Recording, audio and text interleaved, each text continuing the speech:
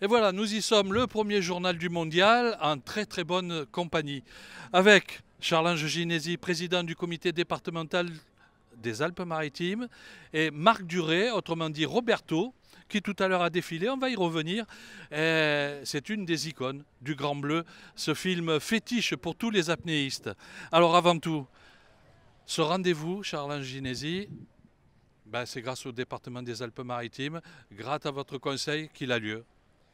Je ne sais pas si c'est grâce au Conseil, mais en tout cas le Conseil le porte haut et fort et porte une aide importante aux bénévoles qui travaillent d'arrache-pied pour Et ils sont nombreux. Et c'est eux qui véritablement sont les chevilles ouvrières.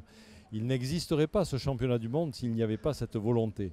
Et cette volonté, elle a été portée, et ça a été dit, ça a été vu par le film du Grand Bleu, par Roberto, par tous ceux qui étaient les acteurs et qui nous ont fait rêver à l'époque et qui a créé un souffle formidable dans les Alpes-Maritimes. Président, ce rendez-vous-là, c'est également un atout de plus pour ce fameux mariage mer-montagne dont les Alpes-Maritimes bénéficient. C'est un atout de plus. Les Alpes-Maritimes, c'est la montagne, le Mercantour, mais en même temps, la Grand Bleu, c'est la Côte d'Azur. C'est tout ce qui nous émerveille sur le moyen et le haut pays, cette richesse que les hommes et les femmes ont su cultiver. Et dans cette culture est rentrée en 90 dans les Alpes-Maritimes. Et c'est pour ça que le conseil départemental est très attaché à l'organisation de ces championnats du monde, est rentrée la culture de l'apnée. À titre personnel, vous êtes un homme de montagne, mais aussi un homme de mer. Je suis passionné par la mer. La mer n'est jamais très loin de la montagne et la montagne n'est jamais très loin de la mer. On est toujours passionné par les éléments qui peuvent se déchaîner, par les éléments qu'il faut pouvoir apprivoiser. Et quand je vois ces apnéistes descendre en immersion comme ils le font, en pleine osmose, je me dis qu'il y a quelque chose de merveilleux. Il y a quelque chose d'artistique dans leur mouvement, mais en même temps, il y a quelque chose d'intérieur. Il y a une force intérieure qui les oblige à faire fonctionner leurs organes, les organes humains, de manière différente que quand on se retrouve sur la Terre. Alors, c'est pour moi quelque chose que je respecte profondément, mais qui en même temps me produit une sensation de vouloir les aider et d'apporter cette culture. Parce qu'en même temps, que la culture du sport, que la culture de la méditation, il y a cette culture de l'environnement qui peut être portée voilà, il m'a piqué ma relance. Président, j'allais vous le dire, le blanc à la montagne, le bleu à la mer, et puis le côté vert, parce que vous y êtes attaché. Le côté green, le côté Green Deal, le côté environnemental, le côté développement durable. On est dans un département absolument exceptionnel. Si nous ne le protégeons pas, si nous ne faisons pas tout pour que ce qui est exceptionnel chez nous puisse continuer à l'être, mais en même temps, parce que la biodiversité et protéger la biodiversité, c'est bien, mais dans la biodiversité, il y a l'homme. Et nous protégeons la biodiversité pour que l'homme puisse vivre, pour que l'homme puisse en vivre. Et de cela, il faut que les Alpes-Maritimes, dans toute sa présentation, puissent faire les protections mécaniques qui vont bien, puissent faire les encadrements qui vont bien. Valeur d'exemple. Valeur d'exemple. Et la mer est pour nous quelque chose d'important. Nous la dépolluons avec le conseil départemental. Nous avons un plan qui permet de dépolluer les bateaux qui sont en naufrage, de dépolluer les sacs plastiques qui sont ici et là. Il y a une surveillance en avion qui nous permet de regarder et de superviser les nappes qui pourraient venir polluer avec des hydrocarbures qui sont malheureusement quelquefois lâchés de manière hasardeuse en mer. Là, on est sur un site de croisière et justement, il y a des actions aussi pour réguler un petit peu les croisiéristes à éviter de trop polluer. Oui, et nous invitons bien évidemment tous les usagers, tous les utilisateurs et entre autres les grands organismes de voyage à respecter la nature. Mais en même temps, nous apportons cette culture et aujourd'hui, les championnats du monde sont un vecteur important pour pouvoir dire à tous nos enfants, à tous nos étudiants, eh bien, vous voulez, parce que c'est ce qu'ils nous disent au quotidien, vivre dans un monde où on respire de l'air pur, où on se retrouve en famille, où on a le sentiment de bien vivre, on mange des produits de bonne qualité, eh bien, apprenez à respecter tout cela, apprenez à le faire. Et l'image que nous avons avec nos apnéistes, l'image que nous avons avec tous les partenaires de l'organisation de cette belle épreuve de championnat du monde sont ancrées pour partie dans le respect de l'environnement. Et qui plus est, les 140 apnéistes qui sont là vont s'engager, vont signer une charte justement pour protéger les fonds marins. Tout à fait. Et ils y sont confrontés tous les jours parce qu'ils voient bien l'évolution. On parle d'un 6e continent. Oui, ils sont bien placés pour voir ce qui se passe en bas. Pour voir ce qui se passe en bas avec ce 6e continent et ces plastiques qui viennent nous interroger. Dire on va laisser continuer nos animaux marins mourir parce qu'ils ont avalé des sacs plastiques. On va laisser continuer nos tortues et il y a ici l'Institut océanographique de Monaco qui est un partenaire et qui vient expliquer comment on doit vivre et comment on doit protéger nos tortues, comment on peut essayer d'être moins polluant avec moins de consommation d'énergie carbone, moins de rejet de carbone dans l'atmosphère, moins de gaz à effet de serre.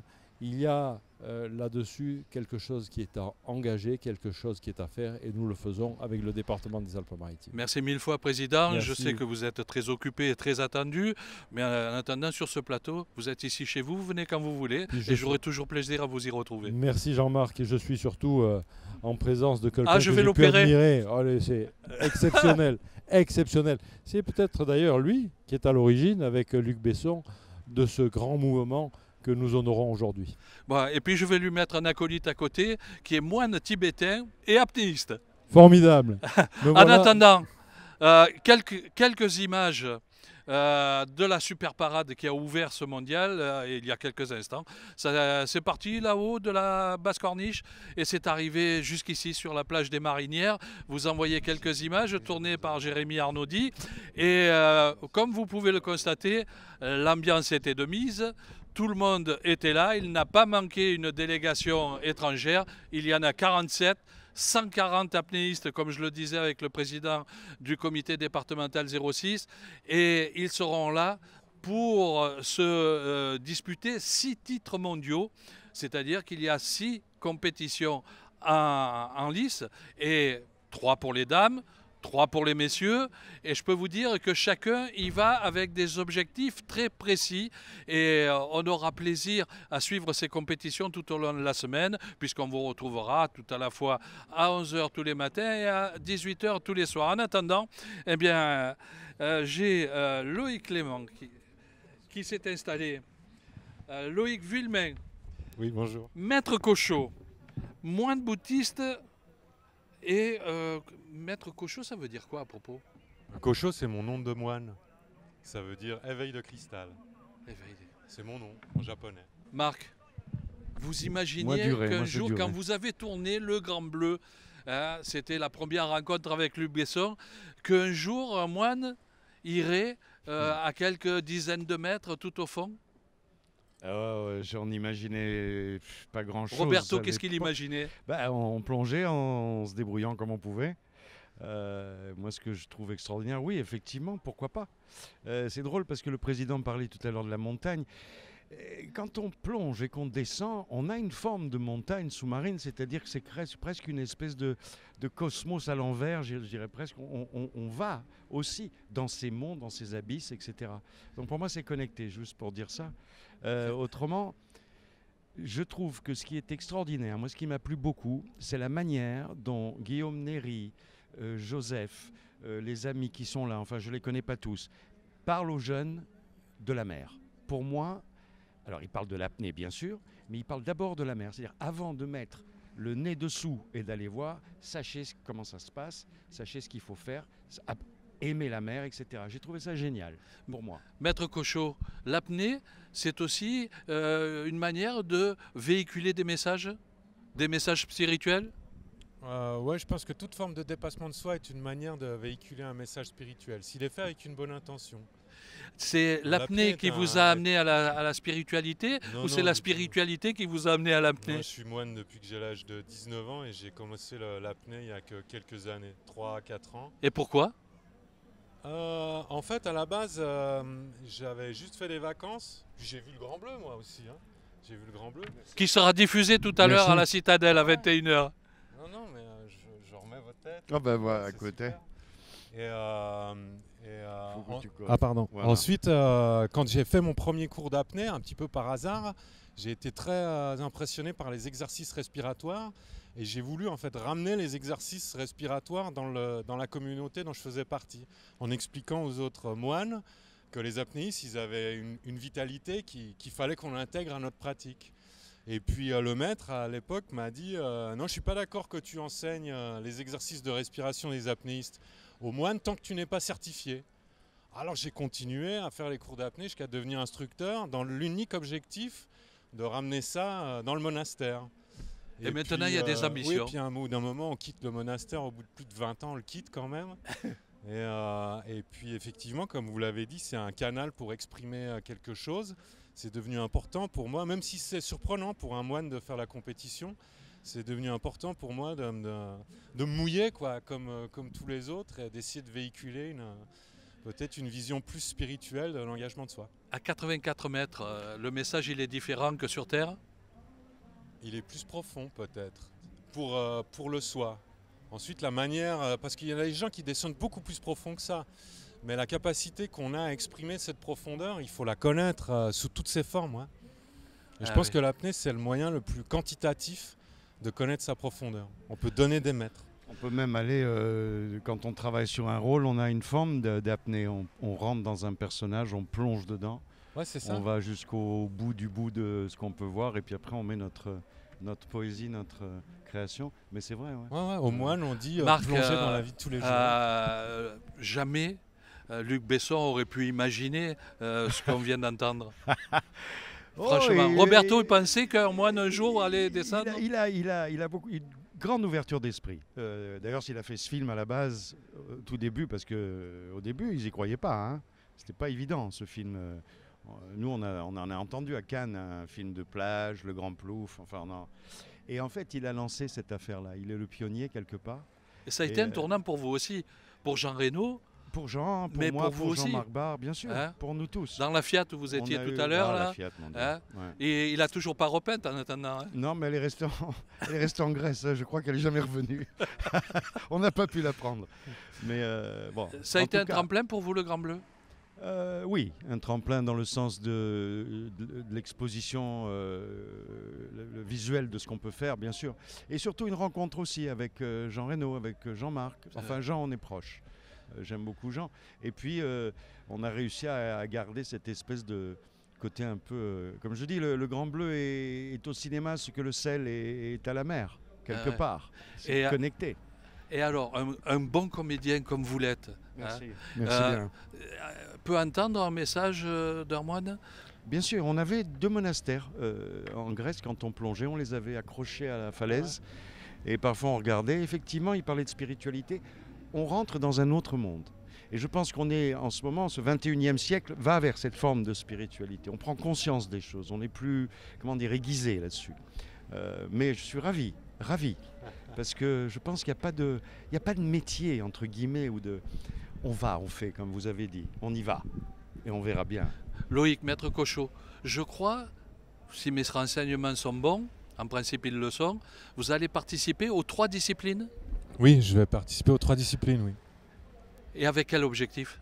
Les gagner.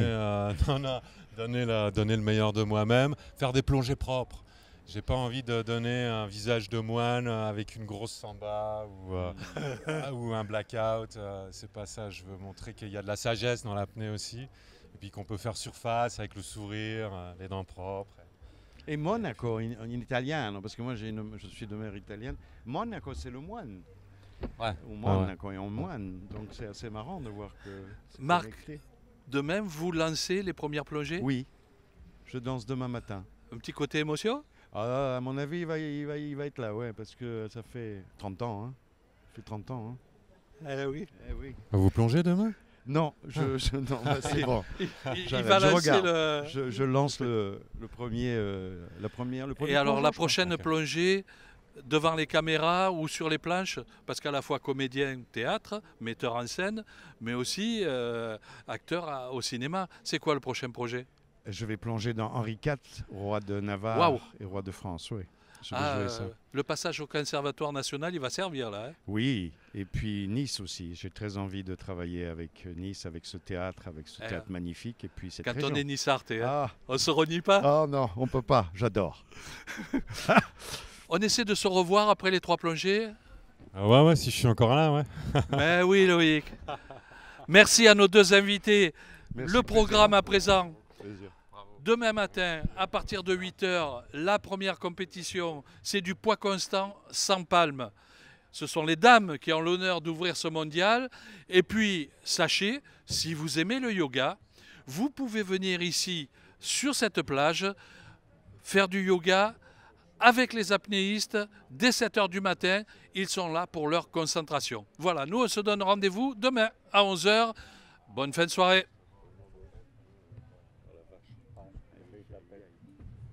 Super.